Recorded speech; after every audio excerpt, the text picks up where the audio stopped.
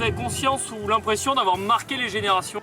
Une génération sans doute, oui, les gens qui étaient chez leurs parents quand ils étaient adolescents et un peu plus tard, et qui regardaient le journal de France 2, ceux-là, effectivement, ils m'ont pas oublié en général. Hein.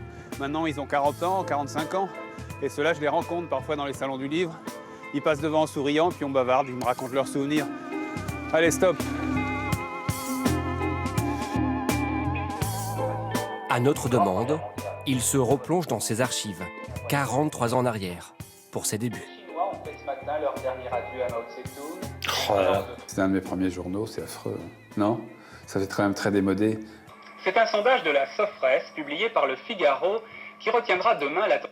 Les cheveux longs jusque-là, les colpes à la tarte, les grands revers sur la veste. C'est rigolo, non?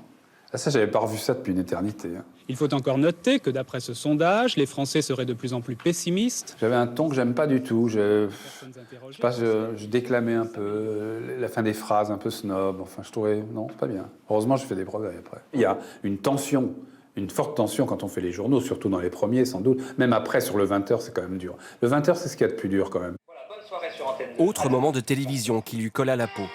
L'histoire d'un générique de fin qui ne s'arrête jamais. Et donc, tous les noms que je revois, c'est sympa, ça. Un jour, 2 janvier 1990. Là, je parle à Catherine, mon assistante. Je lui dis, si le générique part pas, je vais disparaître. Chiche, elle me dit. Et tu vas voir.